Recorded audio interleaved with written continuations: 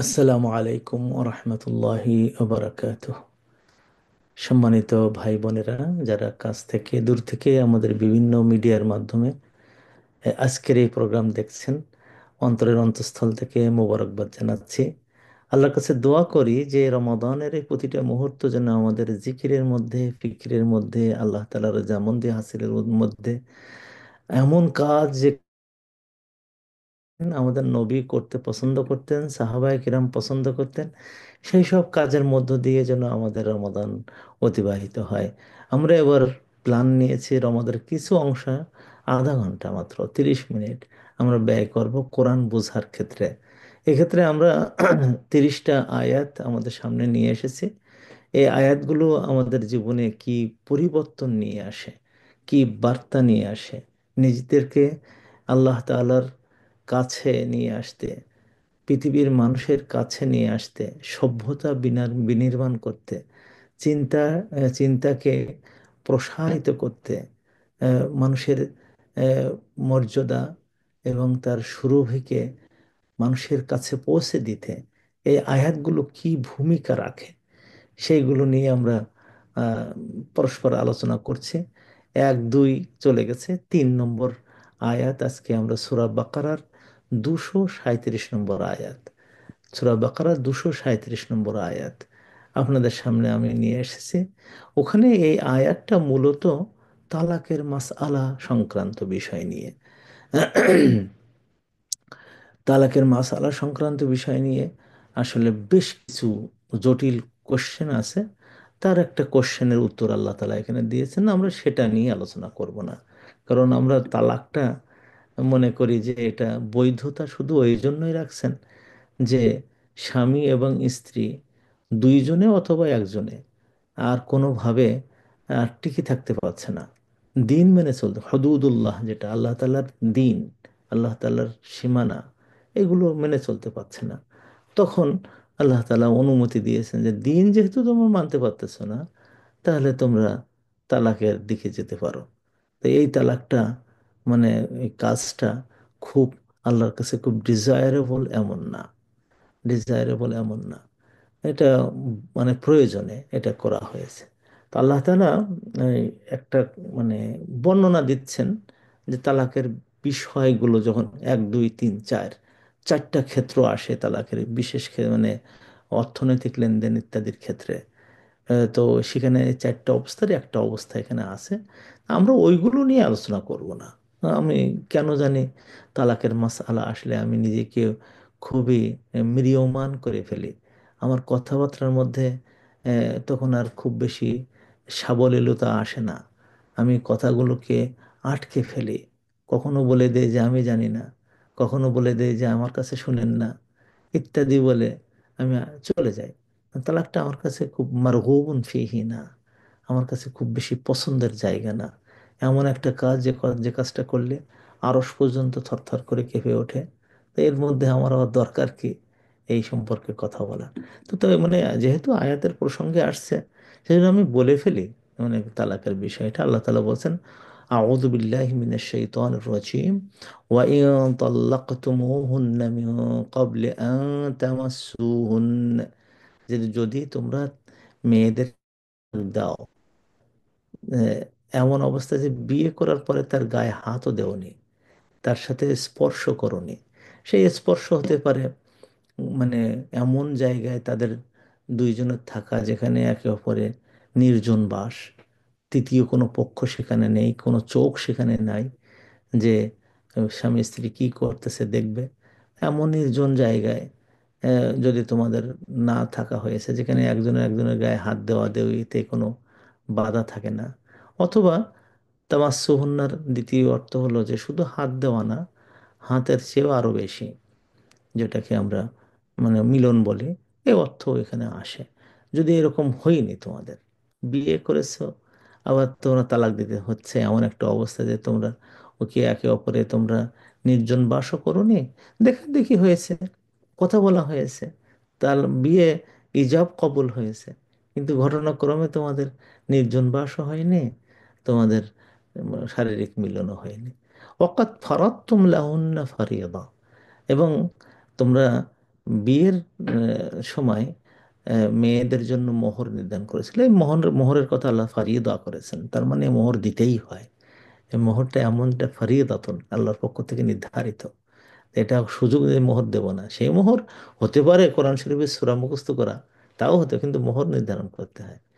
এখন যদি হয়ে যায় এরকম যে তালাক হয়ে যাচ্ছে অথচ এই স্বামী স্ত্রী এক জায়গায় মিলন হয়নি, আল্লাহ তালা বলছেন তখন ফানিসফু মা ফারাদ্তুম, তোমাদের যে মোহর নির্ধারণ করেছিলে সে মোহরের অর্ধেক তোমরা, এটা হলো আইনগত ভিত্তি, যে তোমরা বিয়ে হয়েছে, একে অপরের মিলন হয়নি, দেখা সাক্ষাৎ হয়নি, নির্জন বাস হয়নি, কিন্তু তারপরেও তোমাদের অর্ধেক টাকা দিতে হবে।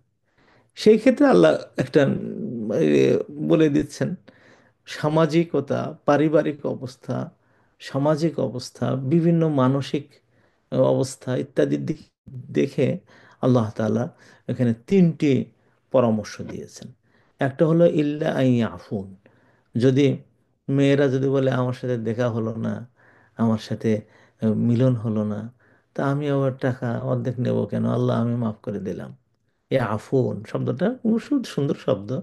মেয়েরা যদি মাফ করে দেয়, মুছে দেয়, দরকার নেই, যার সাথে বাঁধলাম না ঘর, আর কি করব তার কোড়া টাকা নিয়ে, দিয়ে দিলাম, আমার আর দরকার নেই। আল্লাহ বলছেন যদি এরকম হয় তো সব মাফ হয়ে যেতে পারে। ও অর্ধেক আর না বললো আমি অর্ধেক নেব না, তার সাথে ঘর হলো না যখন, থাক দিয়ে দিলাম, এটা করতে পারে। হ্যাঁ, এ মাফ করতে পারে। পরে আসতেছে মাফ করলে কি লাভ হয়। আউ ইয়াফু আল্লাযী বিয়াদিহি উকতুন নিকাহ, অথবা মাফ করে দেয় সেই লোক যার হাতে বিবাহের সম্পর্ক নির্মাণের রশিটা যার হাতে থাকে, গিরাটা যার হাতে থাকে। তো এটা ইবনে আব্বাস বলেছেন যে এর অর্থ হলো অভিভাবকরা, মানে যদি মেয়ে যদি নাবালেগ হয়, তো অভিভাবকরা দায়িত্ব নিয়ে বলতে পারে না, ওর দেওয়া লাগবে না, দেওয়া লাগবে না, আমার মেয়ের সাথে ঘরই করলে না, তুমি আমার টাকা দেবা কেন। এটা হতে পারে। অন্য অন্য মুফাসসিরিনরা বলেছেন না, এর দ্বারা স্বামীকে বোঝাচ্ছে। মানে স্বামী যদি মাফ করে দেয়, বলে না, আমিও অর্ধেক দেবো কেন, তোমার সাথে তো বিয়ে হয়েছে, আর তোমার একটা ক্ষতি তো হয়ে গেল, আমার সাথে বিয়ে হয়ে গেছে, এখন আমি অর্ধেক আমার নিয়ে আর লাভ কি, যা ধারণ করেছিলাম দিয়ে দিলাম তোমাকে, আমি ছোট লোক না। হ্যাঁ, এরকম আছে না, অনেক স্বামী আছে যে আসলে ধর্মীয় কারণে ওদের আর এক জায়গায় হওয়া সম্ভব হচ্ছে না, কোনো একটা বিষয় প্রকাশিত হয়েছে, স্বামী স্ত্রী উভয় মনে করতেছে যে না আমাদের একত্রিত না হওয়াই ভালো, আমরা স্বামী স্ত্রী থাকবো না। স্বামী যখন দেখতেছে যে বিয়ে হলো, কত ধুমধাম করে সুন্দর বিয়েটি অলিমা টলিমা হলো, কিন্তু আমরা একসাথে আর থাকতে পারলাম না, অনেক সমস্যা আছে, তো সেখানে আমি মাফ করলাম, আমি আর অর্ধেক দেওয়া কি সবটাই দিয়ে দিলাম, আল্লাহ বলছেন এটাও করা যায়। তো এই যে মাফ করাকরির জায়গাটা কেমন, আল্লাহ তালা বলছেন ওয়াং তাফু আকরাবু লিত্তাকওয়া, যদি তোমরা মাফ করা করিতে যাও, যেমন স্ত্রী যদি বলে যে না আমি ও অর্ধেক নেব না, আমার দরকার নেই টাকার, জীবনই যখন হলো না, যদি এটি করে আকরাবু লিত্তাকওয়া, তাকওয়ার খুব নিকটবর্তী চলে গেল। মানে আল্লাহ তালা তাকে আরশ থেকে তার নামটা দিয়ে দিলেন মুত্তাকি, তুমি মেয়ে, তোমাকে মুত্তাকি দিলাম। অথবা যদি পুরুষ করো, পুরুষ যদি মাফ করে দেয়, যে পুরুষের শব্দটা ব্যবহার করে আনতা আফু, বহু বচন, পুরুষ যদি এ করে যে না আমি অর্ধেক দেবো কি, কেন অর্ধেক দেবো, সম্পূর্ণ দিয়ে দিলাম, মাফ করে দিলাম, বাকি অর্ধেকও আমি দিয়ে দিলাম, আল্লাহ বলছেন ওই সময় তোমার আরশ থেকে নাম হলো যে আকরাবুলিত তাকওয়া, তুমি তাকওয়ার খুব নিকটবর্তী হয়েছে। তো এগুলো নিয়ে আমাদের আলোচনার বিষয় না, আলোচনার বিষয় শুধু এতটুকু, পরের শব্দটা, ওইটা নিয়ে আমরা আজকে আলোচনা করব। ওয়ালা তানসাউল ফদলা বাইনাকুম, ওয়ালা তানসাউল ফদলা বাইনাকুম, এই জিনিসটা যদি আমাদের মধ্যে আনি, তো একজন মানুষ গোলাপের সুরভি নিয়ে, গোলাপের সুরভি নিয়ে, আকাশের উদারতা নিয়ে এবং মনুষ্যত্বের মূল সম্ভার নিয়ে পৃথিবীতে পদচারণা করবে। অদ্ভুত। ওলা তানসাউল ফদলা বাইনাকুম, যে তোমরা ভুলে যেও না, তোমরা ভুলে যেও, আল ফদল, কৃপা, দয়া, অতিরিক্ত যেটা পাইছো বাইনাকুম তোমাদের মাঝে, এইটা যদি হয়ে যায় দেখা যায় যে এই কথাটা আল্লাহ তাআলা শেষে বলেছেন, কিন্তু বলতে চেয়েছেন যে বিষয়, আসল বিষয় এইটা, এটা যদি হয় তালাক পড়বেও না। ওয়ালা তানসাউল ফদলা বাইনাকুম, তোমাদের মধ্যে ফদলকে তোমরা কখনো ত্যাগ করবা না, মানে ভুলে যাবা না। কেউ কেউ বলেছেন তানসা মানে ত্যাগ করা, তাতরুকু। তো আমি আর ওদিকে যেন তানসা মানে ভুলে যেও না, এই অর্থটা আমি নিচ্ছি। ওটাও মানে এই যদি আপনি তাবারি পড়েন, তাফসিরে তাবারির মধ্যে বলছে তানসাউ মানে বলে তাতরুকু, তোমরা ছেড়ে যেও না, ছেড়ে দিও না। আল ফদল, যেটা ফদল তোমাদের মধ্যে কৃপা, দান, ভালোবাসা, অতিরিক্ত, হ্যাঁ, বাইনাকুম তোমাদের মাঝে। কারণটা কি? এটা কারণটা কি? ইন্নাল্লাহ, যে নিশ্চয় আল্লাহ, বিমা তা'মালুন, যে করতে থাকো যে কাজগুলো, বাসীরুন, দেখতে থাকেন, দেখেন, তিনি দেখতে থাকেন। একটা মানুষ, আমি দুনিয়ায় হেঁটে বেড়াচ্ছি, দুনিয়ায় নোংরামি করছি, দুনিয়ায় ভালো কাজ করছি, রাত রাত জেগে জেগে আমি কাজ করতে চাই, আমার ভাইব্রান্ট আমলগুলো, নড়াচড়া যে আমলগুলো, তা আমালুন, মুদারের শব্দ, মানে বর্তমান ভবিষ্যৎকার শব্দ, অতীতকালের না। আমি এখন যে কাজ করছি, আমার হাত নড়ছে, আমার চোখ নড়ছে, আমার পা নড়ছে, আমার জিহ্বা নড়ছে, আমার শরীর আমল করতেছে, এই যে তা আমালুন, এটা সম্পর্কে আল্লাহ তাআলা বাসীরুন, একেবারে চক্ষুষ্মান, স্পষ্টই তিনি দেখতে পাচ্ছেন। যেহেতু আল্লাহ তাআলা এটা তোমার, তুমি একজন বান্দা, তোমাকে তিনি এমন অবস্থায় রেখেছেন যে তিনি সব সময় তোমার কাজটা দেখতেছেন, এবং তোমার এই কাজের, এই বাসীর শব্দের অর্থ হলে এমন যে একেবারে চক্ষুষ্মান। অনেক সময় কিছু কিছু দেখে আছে চোখের থেকে চলে যায়, কিন্তু আমি বুঝি না কি হয়েছে, কিন্তু আল্লাহ তাআলা আমার কাজটা এমন, তিনি বলতেছেন যে তুমি এমন যদি হয়ে যায় যে পৃথিবীর কেউ দেখতেছে না, একেবারে নির্জন, লোকশূন্য বিজন এরিয়ায় তুমি বসে আছো, আল্লাহ তাআলা তোমাকে দেখছেন। এই যে একটা মানে বিস্তীর্ণ পাহাড় রাজির উপরে, খুব শক্ত একটা শিলাখণ্ডের উপরে যদি একটা পিপীলিকা 6 পায়ে পিল পিল পিল পিল করে চলে যায়, তার যে শব্দটা হয়, আল্লাহ তা শুনতে পান, আল্লাহ তা শুনতে পান। এমন এক সত্তা যার চোখের নিগরানিতে তুমি আছো, তুমি আছো। তাই যদি হয়, লা তানসাউল ফদলা বাইনাকুম, তুমি তোমাদের মাঝের যে ফদল যেটা হয়ে যায়, এটা তোমরা কখনো ভুলো না। ফদল কি? ফদলটা কি? আমরা বলি যে হাযা মিন ফজলি রব্বি, এটা আল্লাহ তাআলার ফদল। ফদল মানে অতিরিক্ত, যে পানি নদী হয়ে বয়ে যাচ্ছে, নদীতে একটু উপচে পড়ে আশেপাশের বিস্তীর্ণ মানে শস্য ভূমিকে পানিটা সেচ দিয়ে গেল, এটা ফদল। ওটা তার উচিত, ওটা তার মধ্যে পড়ে না যে পানি তার বয়ে যাবে, ওইটাই হলো তার নিয়ম, কিন্তু একটু উপচে দিয়ে গেল, এটা হলো অতিরিক্ত, অতিরিক্ত। আমার সাথে আমার উস্তাদের সম্পর্ক হলো এই, যে উস্তাদ আমাকে পড়াই যাচ্ছেন, ওনার আজকে 1 পৃষ্ঠা পড়াবার কথা, উনি 1 পৃষ্ঠা পড়াই গেলেন, আর উনি ক্লাসের আসলেন এবং ক্লাসে গেলেন, এরপরে উনি ক্লাস থেকে চলে গেলেন। এটা হলো উস্তাদগিরি করা। এর মাঝখানে উনি কাউকে একটু ভালোবাসলেন, কাউকে একটু আদর করলেন, কাউকে একটু শুদ্ধ করে দিলেন, এগুলো ফদল, অতিরিক্ত, অতিরিক্ত। এবং উস্তাদের ওই জিনিসগুলোই মনে থাকে। আমার জীবনে শত শত উস্তাদ এসেছেন, মহিলা উস্তাদের কাছে পড়েছি, ছোটবেলায় পড়েছি, বড় হয়ে মাস্টার্স লেভেলে যে পড়েছি, পিএইচডি লেভেলে পড়েছি মহিলাদের কাছে। এবং তাদের উম, অনেক কথা, যে কথাগুলো পড়ার বাইরে মনে আছে, ওগুলো জীবনে কেউ ভোলে না। স্বামী স্ত্রী, স্বামী স্ত্রীর সাথে সম্পর্ক, মানে দরকার কি, সে দরকারটা হলো, স্বামী বিয়ে করলো, স্ত্রী বিয়ে করলো স্বামীকে, বিয়ে করার পরে ওদের স্বামী একজন বিইং, একজন পুরুষ মানুষ, নারী, নারী পুরুষের সাথে আল্লাহ তাআলা, এবং জৈবিক চাহিদা, মানে জীবনচারিতা, জীবনচারিতা এবং নর্মাল লাইফ, ওটা সবার জানা আছে, ওর জন্য এমএ পাশ করা লাগে না। আমাদের গ্রামের একদম মূর্খ স্বামী স্ত্রী যেরকম, আমি দেখছি যে পিএইচডি হোল্ডার স্বামী স্ত্রীর মধ্যে জৈবিক অবস্থাটা সমান সমান। ওটা আর কেউ কারো বলে দেওয়া লাগে না, শিক্ষা দেওয়া লাগে না, ইউটিউব দেখে আবার শিখতে হয় তাও না, ওটা এমনি এসে যায়। ওইগুলো হলো স্বাভাবিকতা। এই স্বাভাবিকতার বাইরে একজন আহ, একজন বিয়ে হয়ে গেল, এবং টাকা পয়সা স্ত্রীকে দিয়ে দিলেন, তোমার সাথে আমার এই 1 লক্ষ টাকার মোহর আনা হয়েছে, এ টাকা নিয়ে নাও। স্ত্রী বলল, না স্বামী, আমি টাকা কি করব? এ টাকা তোমার কাছেই থাকুক, যদি কখনো আমাদের প্রয়োজন হয় আমরা দুজন ব্যয় করব, আর তোমার প্রয়োজন হলে তুমি ব্যয় করতে পারো। খাদিজা যেটা করছিলেন, খাদিজার সাথে বিয়ে হয়েছে। খাদিজা হলো মক্কার সেরা একজন নারী, ধনী, সেরা নারী, দেখতেও সুন্দর, ধন সম্পদে প্রচুর প্রচুর প্রাচুর্যতা ছিল। এর মধ্যে ওনার বিয়ের পরে প্রথমেই তার স্বামীর কাছে যে বলছেন, মোহাম্মদ সাল্লাহ আলাইসাল্লাম, এই যে আমার সম্পত্তিগুলো, এই সম্পত্তিগুলো সব তোমার আজকে থেকে, তুমি যেভাবে পারো ব্যয় করো, ওটা তুমি কখনো মনে করো না যেন আমার সম্পত্তি। ওইটাই আল্লাহ তাআলা রসুল মনে রাখছেন, এটা ফাদল, এটা অতিরিক্ত, ওটা করার দরকার ছিল না তার, কিন্তু করেছেন। আল্লাহ রসুল ওইটা মনে রাখছেন।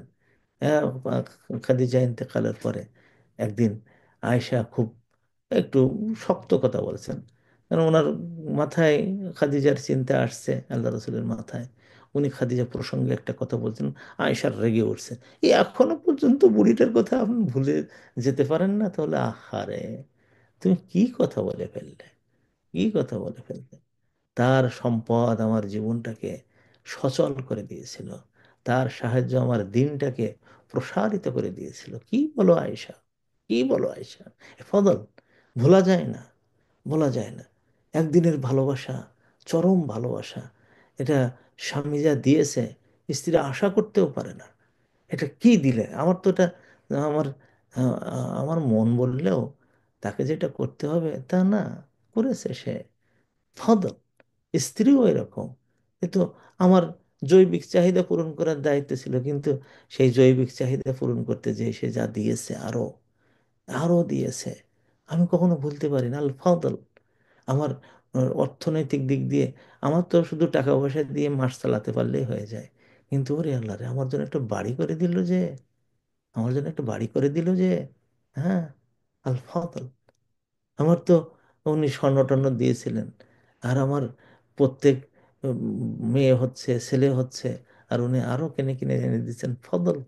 হ্যাঁ, তো এইটা, এইটা মানে আল্লাহ তাআলা বলতেছেন, দেখো, এইরকম ফদল হয়ে থাকে পৃথিবীতে। এমন কোনো দুজন, এমন দুই দম্পতি নাই, এমন দুই যুগল মানে মানে আদম সন্তান নাই, যে পুরুষ হতে পারে এবং মেয়ে হতে পারে।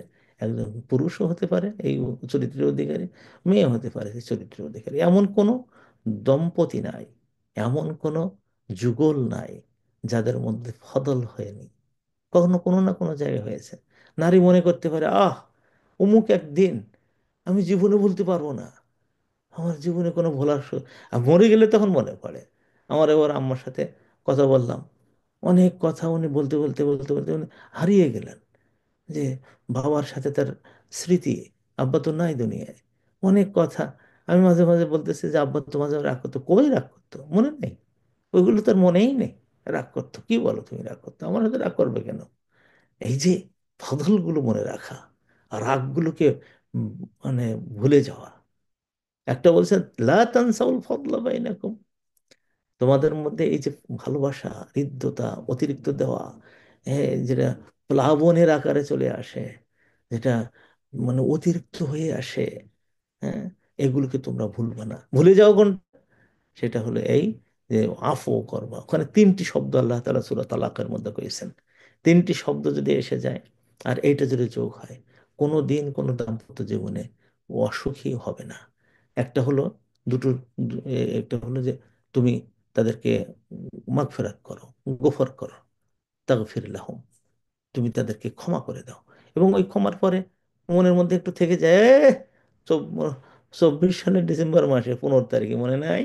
হ্যাঁ, কি করছিলে, সব ভুলে গেছো? আমি ভুলে যাইনি। মানে ক্ষমা করে দিছে, তারপরে মনে আছে কিন্তু। এটাকে মাগফিরাত বলা হয়। আল্লাহ বলছেন যে এটাও হবে না, শুধু এর সাথে আর একটু বাড়াও, যদি দাম্পত্য জীবন রাখতে চাও, তাহলে আফও করো, ভুলে যাও, মুছে দিয়ে দাও, একদম মুছে দিয়ে দাও। মনে মনে, তোমার সাথে আমি খারাপ ব্যবহার করছিলাম কবে?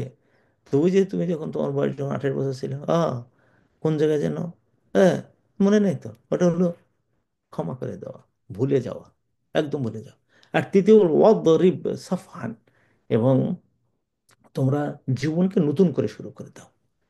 যেদিন তোমার ক্ষমা টমা হয়ে গেল, ওই দিক মান অভিমান শেষ হয়ে গেল, আবার নতুন করে জীবন শুরু।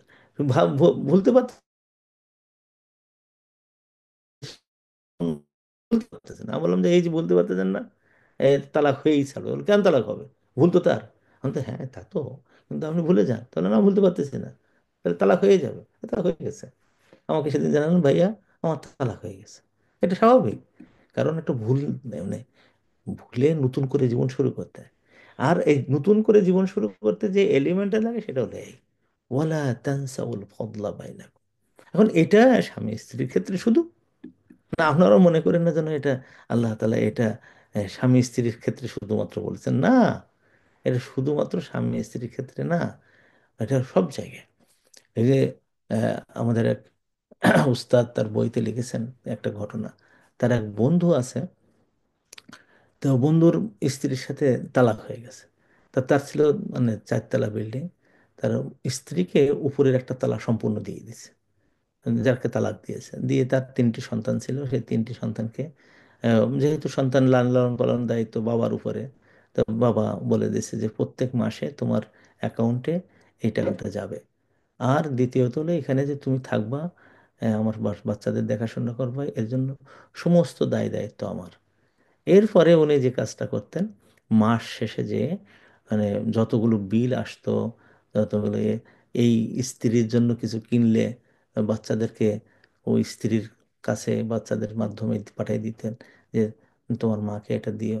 হ্যাঁ, তালাক পড়ে গেছে, কিন্তু ওয়ালা তানসাউল ফদলা বাইনাকুম, তাদের জীবনের যে ভালো, ওই স্ত্রী আবার অন্য জায়গায় ঘরও করতেছে, তার স্বামী আরেকটা আছে, কিন্তু এই স্বামী তার ওই ভালোবাসার ভালো জায়গার দিকগুলো সে ভুলেনি, এগুলো চালাচ্ছে।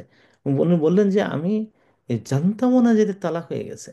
পরে যেয়ে দেখলাম যে ওই ওই ওই স্ত্রী তার একজন স্বামী হয়ে গেছে।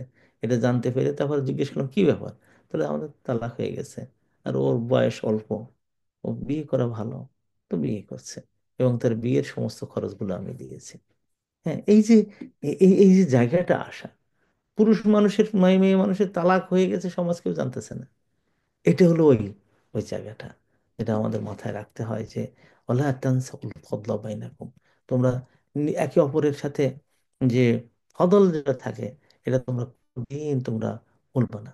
এই এই জিনিসটা যদি আমরা কয়েকটা জায়গায় প্রয়োগ করি, আপনার আত্মীয়দের সাথে ওলা তানসাউল ফদলা বাইনাকুম, আত্মীয়দের কষ্ট কিন্তু মারাত্মক।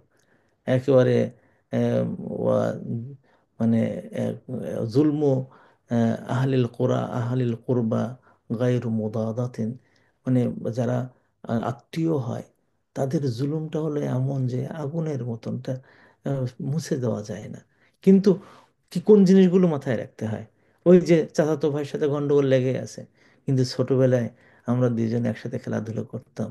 হ্যাঁ, সে যে আমাকে আদর করতো, আমি তাকে আদর করতাম। ওরা তানসাউল ফদলা বাইনাকুম, ওইটা একটু মনে করে নিয়ে এসো। শুধু তো তুমি খারাপ দিকগুলো দেখো না। হ্যাঁ, আত্মীয় স্বজন, ফুফুর সাথে গন্ডগোল হয়ে গেছে, বোনের সাথে গন্ডগোল হয়ে গেছে, ভাই ভাই গন্ডগোল হয়ে গেছে, লা তানসাউল ফদলা বাইনাকুম, চাচার সাথে গন্ডগোল হয়ে গেছে, লা তানসাউল ফদলা বাইনাকুম। কেন? আল্লাহ তাআলা প্রত্যেকটা ইন্নাল্লাহা বিমা তা'মালুনা বাসীর, স্বামী স্ত্রীর ক্ষেত্রে এবং তাদের পরিবারের ক্ষেত্রে। স্ত্রীরা শাশুড়িকে ক্ষমা করতেই পারে না। কারণ কি? কারণ আমার জ্বালাই জ্বালাই শেষ করে দিছে। আমার শাশুড়ি পুত্রবধূকে ক্ষমা করতেই পারে না। বদমাইশ, আমার ছেলেটাকে পাগল করে দিছে। হ্যাঁ, না, ওরা তানসাউল ফদলা বাইনাকুম, ফদলটাকে এ করো। তোমার আপন মেয়ে তোমারে দেখতেছে না, একজন পুত্রবধূ সে দেখতেছে, লা তানসাউল ফদলা বাইনাকুম। আমি তো এক মেয়েকে জিজ্ঞেস করছিলাম যে আপনি আপনার মাকে দেখেন না কেন? তো সুযোগ নেই। কারণ কি? কারণ হলো যে আমার বাসায় জায়গা নেই। তা জায়গা নেই, তো আপনার ভাবি যখন দেখতেছে, তা ভাবির এত বিরুদ্ধে এত কথাবার্তা কেন? তো তখন বললো যে তাই তো, আমাদের একটু ভুল হয়ে গেছে। এক বোন আমার কাছে কান্না কাটা করে, ওস্তাদ, মা কি শুধু আমার? তো কেন? তাহলে মার এখন গা পুসান পছন্দ হয়েছে, গন্ধ। আমার স্বামী বাসায় আসতে চায় না মার গায়ের গন্ধর কারণে। আমার ভাইরা নেবে না, আমার বোনেরা আরো দুজন বন্ধু আছে তারা নিচ্ছে না, আমি কি করবো? আমাকে আপনি জান্নাত কিনে নিচ্ছেন, আর আমার স্বামীকে বলেন এই জান্নাতটা কিনে নিতে আমার একটু সাহায্য করো। তো বলে যে হ্যাঁ হ্যাঁ হ্যাঁ, ভালো কাজ হয়েছে। আপনি যে কথা বলেছেন আমার স্ত্রী স্বামীকে যখন বললাম, দেখো জান্নাত কিনে নিচ্ছে আমার উস্তাদ কইছেন, আরে জান্নাতটা নিতে তুমি একটু সাহায্য করো। তো ও বলেছে ঠিক আছে, আমি কিন্তু রাতের শোয়ার সময় আসে ওই পাশে ঘরে শোবো, তোমার এদিকে আসবো না। তা আমরা মেনে নিছি আলহামদুলিল্লাহ। আর আমার মার এই গন্ধের ভিতরে আমি যাই, আমি কাজ করতেছি। ওলা তানসাউল ফদলা বাইনাকুম। এই যে নিজেদের এই জিনিসটা মাথায় রাখা দরকার আপনার। মানে বিশেষ করে স্বামী স্ত্রীর গন্ডগোল বাদে সব শ্বশুর শাশুড়ি নিয়ে, ওই উভয় পক্ষের মনে রাখতে হবে ওয়ালা তানসাউল ফাদলা বাইনাকুম। কাজের ক্ষেত্রে, কাজ, যে জায়গায় আপনি কাজ করেন সেখানে, সেখানে আপনার বসের সাথে সম্পর্ক, হ্যাঁ বস খালি, বস যে হয়েছে তার বিরুদ্ধে খালি অভিযোগ, আর বলে তানসাউল ফদলা বাইনাকুম। কলিগ একটা আছে সব সময় তার বিরুদ্ধে আছে, কিন্তু ওয়ালা তানসাউল ফদলা বাইনাকুম, অত বিরোধিতা করছো কেন? তার কোনো উপকার নাই তোমার জন্য? অবশ্য আছে, ওইগুলো মনে রাখো। ওয়ালা তানসাউল ফদলা। বন্ধুত্ব, দুইজন বন্ধু একটু গন্ডগোল হয়েছে, ব্যবসায় দুইজনের মনোমালিন্য হয়েছে, আর সম্পর্ক আমাদের ওখানে একজন ছিল সম্পর্ক একটু খারাপ হয়ে গেল, বলতো বিষাত্তফাত, বিষাত্তফাত। মানে না, বড় এখন বলো যে আয়, আয়, ঘাড়ে ঘাড় মিলাই, বুকে বুক মিলাই, আয়। এটা হলো। তারপরে হলো, যদি এরকম হয় যে শিক্ষক ছাত্র, শিক্ষক ছাত্রের ক্ষেত্রে আমরা তো ওই শিক্ষকদের বদনাম করতেই থাকি, হ্যাঁ, বদনাম করতে থাকি। আল্লাহ একবার, ইমাম শাফি রহমতুল্লাহ আলাইহি বলেছেন, আল হুররু মান হাফিজা ওয়াদাদ আল লাহদা ওমান আফাদাহু লাফদা। কি সুন্দর কথা! উনি বলছেন যে সেই স্বাধীন সত্তা, সেই সুন্দর মানুষের প্রতিকৃতি, মান হাফিজা ওয়াদাদ আল লাহদা, মুহূর্তের ভালোবাসাও যে কখনো ভুলে না। এক মুহূর্তের ভালোবাসা, 1 মিনিটের জন্য সে আমার ভালোবাসা দিয়েছিল, আমি জীবনে কখনোই ভুলবো না। হ্যাঁ, এটা কখনোই ভুলবো না। অমান আফাদাহু লাফদা, এবং একটা শব্দও তার উপকার করেছে এবং মনে রেখেছে। ওই শব্দটা আমাকে উপকার করেছিল। আমার এক, মানে আমার, মানে প্রতিবেশী এক ভাই ছিলেন, আমাদের চাচাতো ভাই হয় সম্পর্কে।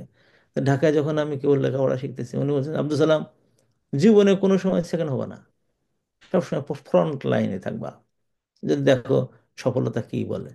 তা ওই একটা কথায়, একটা কথায় জীবনকে আমার শানিত করেছে, আমাকে প্রস্ফুটিত করেছে, আমাকে সফলতার দরজায় নক করতে সব সময় রাত জাগাইছে, রাত জাগাই একটা কথায়। তো ভুলবো কেন? শামসুর রহমান ভাইয়ের কথা ভুলবো কেন? শামসুর ভাই আমাদের বাসের কন্ডাক্টর ছিলেন, কিন্তু আমার কাছে শিক্ষকের মর্যাদা নিয়ে এখনো আছেন। তো এইটা, এই যে লা তানসাউল ফদলা বাইনাকুম, তোমাদের মধ্যে যে ফাদলটা আছে, খবরদার খবরদার, এটা তোমরা কখনো ভুলবে না। মানে প্রতিবেশী, প্রতিবেশী, তার সাথে আমার সম্পর্ক, মসজিদে যাতায়াত করি, আমার উপকার করে। আমার বাচ্চার একজন অসুস্থ হয়ে গেছিল, সে দৌড়ায় যে ডাক্তার নিয়ে আসছে, জীবনে ভুলবো কেন এটা? কখনো ভুলবো কেন? সে আমার কষ্ট দিচ্ছে ঠিক আছে, কিন্তু ওটা আমি বলবো কেন? তার জন্য আমি মাফ করে দিতে থাকবো। এই যে বাড়িতে খাদেম, চাকর, মানে চাকরানি যারা আছে, আরে দাসীর চেয়ে নিকৃষ্টভাবে আমরা দেখি। আহ! আমাদের সাথে বসে খেতে পারবে না। আল্লাহ একবার, এটা কি যে নিকৃষ্ট জিনিস! আমার আব্বা কাজের লোকদেরকে নিয়ে, এই এই এইখানে বসে, এখানে বসে, এইখানে খাবার দাও। তা আমরা মাঝে মাঝে কেমন কেমন লাগতো, কিন্তু আব্বা আমাদের শিখাইছে না, ওরা মানুষ, আমার বাড়ি কাজ, বাড়ি কাজ করে তার রিজিক আমার বাড়িতে রাখছে, এই জন্য কাজ করে আমার বাড়িতে, মনে করো না সে আমার দাস, আমার দাস না। এবং তাদের এই ভালো জিনিসটা, হ্যাঁ, একদিন অতিরিক্ত একটু কাজ করে দিছে, ভুলবা না কোনোদিন। তোমার কাজের দরকার ছিল না ওটা, তার কাজ করতে হতো না ওটা, তার কাজের জুরিসডিকশনের বাউন্ডারির উপরে যে আরো একটু কাজ করে দিছে, কখনো বলো না। এটা তো সবাই করে থাকে, সবাই করে থাকে, কাজ করতেছে, হঠাৎ করে মাথা ব্যথা, এসে চাচা কোন জায়গায় মাথা ব্যথা, একটা হাত বুলিয়ে দিচ্ছে, ওইটা তুমি কখনো ভুলবা না। লা তানসাউল ফদলা বাইনাকুম। এই যে আয়াতটা যদি আমাদের মাথায় থাকে, মননে থাকে, আমলে থাকে, চিন্তায় থাকে, কাজে থাকে, প্রশিক্ষণে থাকে, হ্যাঁ, জগৎটা চেঞ্জ হয়ে যাবে, জগৎটা চেঞ্জ হয়ে যাবে। রমাদানের এই সুন্দর দিনে, সুন্দর সময়ে আমরা কোরআনের এই ছোট্ট আয়াতটা মুখস্থ করে ফেলি, ওয়ালা তানসাউল ফদলা বাইনাকুম, ওয়ালা তানসাউল ফদলা বাইনাকুম ইন্নাল্লাহা বিমা তা'মালুনা বাসীর। তালাকের পর আগের আয়াতগুলো মুখস্থ করতে পারলে তো ভালো, আর তালাকের পর সংশোধন মুখস্থ না করলেও কোনো গুণা নেই। কিন্তু এইটা সারাটা জীবন যেন লিখিত হয়ে থাকে, আপনার ঘরের গায়ে লিখে রাখবেন, দেয়ালের গায়ে সুন্দর করে ক্যালিগ্রাফি করে লিখে রাখুন, ওয়ালা তানসাউল ফাদলা বাইনাকুম। আল্লাহ তাআলা আপনাদেরকে কবুল করুন। আমরা এবার রমজানে যেসব সিদ্ধান্ত গ্রহণ করেছি, ইনশাআল্লাহ ইউএনএস একাডেমির তার একটা শেষ করে ফেলেছে, আলহামদুলিল্লাহ। আপনাদের দোয়ায় আমাদের প্রায়, আলহামদুলিল্লাহ এবং সুম্মা আলহামদুলিল্লাহ, আমরা 700 লোকের এবার সিদ্ধান্ত নিয়েছিলাম আমরা চিন্তামুক্ত রমাদান কাটাবার ব্যবস্থা করে দেবো, তা করতে পারছি আলহামদুলিল্লাহ। আল্লাহ তাআলা আপনাদের অফুরন্ত দোয়া, বোধহয় সামান্য কয়েকজনের বাকি আছে। তো এটা মোকাররম বলল যে যেহেতু 3 তারিখ পর্যন্ত আমরা এই সুযোগ দিয়েছি, তো ওস্তাদ আপনি চিন্তা করেন না, ও 700 লোকের ব্যবস্থা হয়ে যাবে। আমরা ঘরে ঘরে খাবার দিচ্ছি। এখন আমরা মসজিদ ধরেছি। এরপরে আমরা এবার কমপক্ষে 100 লোককে কিউএনএস একাডেমির বিভিন্ন কোর্স ফ্রি করে পড়ার জন্য, কমপক্ষে, যে বোন, আপনার চিন্তার কারণ নেই, টাকার অভাব, আমার টাকা দিয়ে তোমাকে পড়াচ্ছে, তুমি শুধু পড়ো, তুমি শুধু পড়ো। তো ওনার একটা আসলো যে না ওস্তাদ, আমি আপনার কাছ থেকে ফ্রি পড়তেছি না, আমার এক বোন আমাকে টাকা দিয়েছে, আমরা স্কলারশিপ দিয়ে দেয়, তারা ওটা ওইভাবে পড়াশোনা করতে পারে। তো এইভাবে আপনারা সামনে অগ্রসর হতে পারেন। আমরা আমাদের যারা কিউএনএস একাডেমির সাথে জড়িত আছে, বিভিন্ন পর্যায়ে জড়িত আছে, অনেকে অসুস্থ হয়ে পড়েন, ক্যান্সার রোগী তো অনেকেই আছেন। তো আমরা তাদের পাশে দাঁড়াই, মাঝে মাঝে পাশে দাঁড়াই। এবং এই জন্য আমরা জাকাতের টাকা আপনারা দিতে পারেন, এবং যখন জাকাতের টাকা দেবেন একটু লিখে দেবেন যে জাকাতের টাকা আমরা একেবারে মানে যথাযথ প্রাপকদের কাছে আমরা পৌঁছে দেই, এবং তারা আপনার জন্য দোয়া করতে থাকে। এবং এটা এমন কাজে লাগে, আলহামদুলিল্লাহ সুম্মা আলহামদুলিল্লাহ, যে মিস ইউজ হয় না।